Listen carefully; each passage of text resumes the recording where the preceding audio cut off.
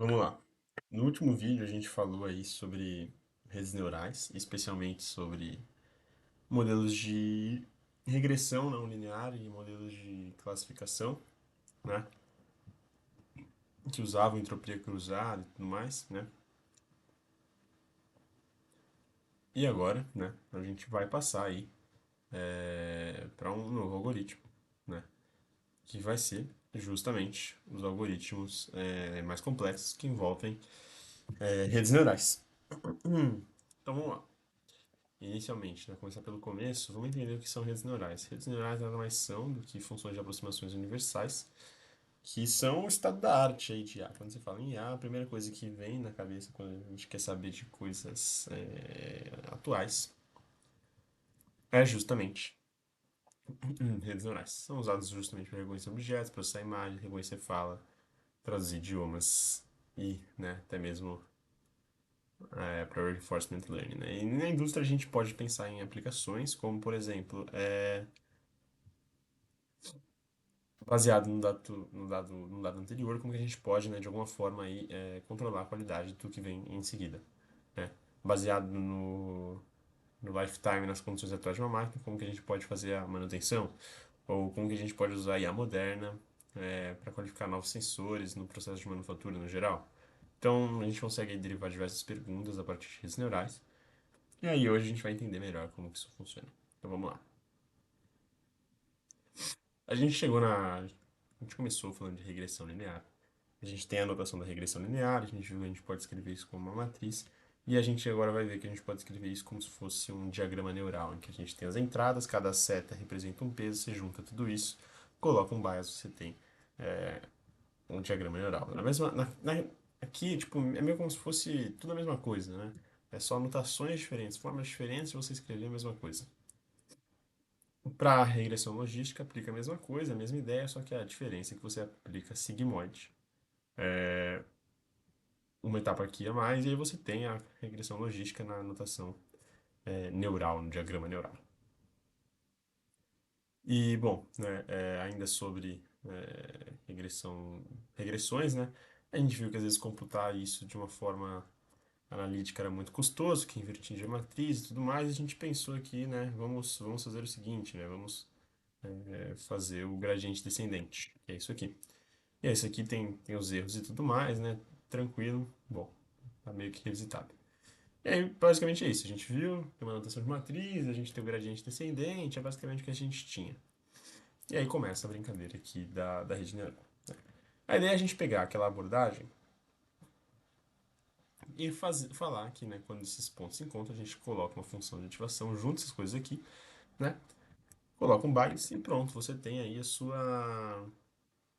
Tá feito, você tem a sua função de ativação, tem meio que aí o neurônio, né? Então, o neurônio nada mais é do que você pegar a entrada, multiplicar pelos pesos, colocar um bias, aplicar uma função, pronto, você tem um neurônio.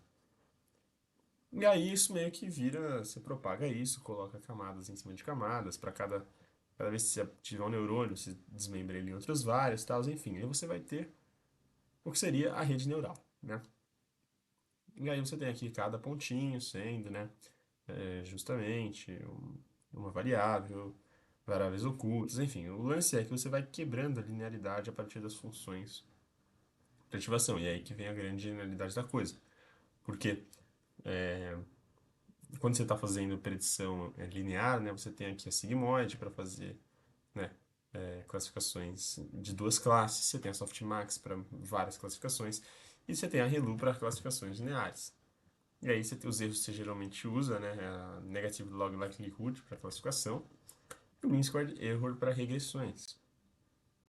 Então, você faz esse passo principal, e aí vem a grande genialidade, talvez a grande matemática por trás das coisas. Não que seja super genial, mas é só algo que é, ajuda, que é justamente o backpropagation, que é calcular esses gradientes.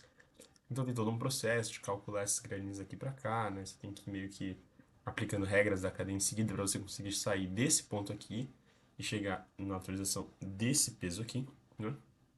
Então, existem algumas regras da cadeia que são aplicadas, né? E como é meio difícil você fazer isso, a gente pega e divide isso meio que em etapas, né? A gente não consegue fazer isso com o dataset inteiro. Então a gente pega, divide isso em batches, né? Batches são subsets do training data, e aí você treina isso uma vez, né?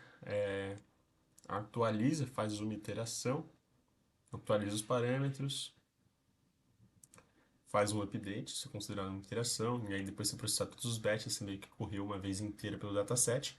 Mas às vezes a gente corre mais de uma vez, isso é o que a gente chama de epoch, né? São as épocas. E é bom, aqui basicamente, né, só mais um exemplo, a gente pode usar isso para classificação, ou a gente pode usar isso, né, para fazer justamente regressões. O lance é, as redes neurais, elas, quando treinadas em vários epochs, elas acabam atingindo um resultado aqui, pode ver nessa imagem aqui em média maior do que a regressão logística, o que é muito bom, né? Então a gente consegue melhorar. Como tudo, a gente sempre pode passar por overfit. E além da gente usar os métodos que a gente já conhece, né, como a normalização, que a gente viu toda a limpeza dos dados, remoção de overfit e tudo mais, remoção de duplicadas, remoção de dados muito relacionados e tudo mais, a gente também tem outra técnica que a gente vai apresentar, que essa é uma específica para redes neurais, que é a técnica de dropout, que significa, né, há uma certa probabilidade P de um neurônio ser desativado em cada sessão de treinamento. E aí isso meio que cria uma dificuldade, o neurônio meio que aprende, a rede no total aprende a trabalhar sobre mais dificuldades, e isso vai evitar o overfit no geral. Né? E esse peso aqui ele não vai ser atualizado, né? Bom, é isso. Peraí. Então só para resumir aqui, voltando aqui ainda no Dropout, né? Os pesos, eles são zerados no forward pass e aí depois faz todo o processo de atualização, mas é só para dificultar mesmo a atualização geral. Aí vamos lá. O que acontece aqui nesse aqui, né, você zera a função de ativação, né? Então a função de ativação é zero. Bom, mas enfim.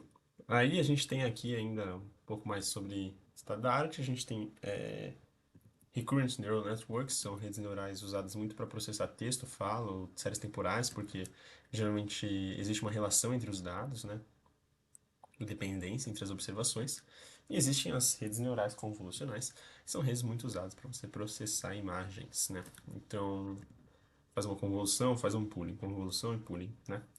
E aí vamos olhar aqui, né? Muito usado também, né, dentro dessa convolução, o próprio transfer learning, que você pega uma rede convolucional maior, que já foi treinada, você só muda a última parte de classificação e aí você usa todo o aprendizado só para adaptar o domínio.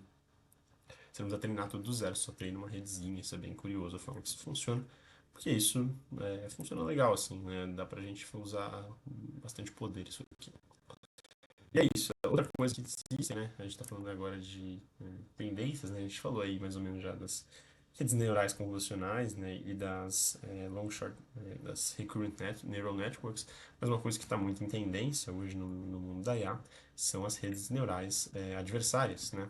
Porque é assim, você meio que está treinando duas IAs ao mesmo tempo. Uma para criar cópias da sua amostra e outras para discriminar as cópias.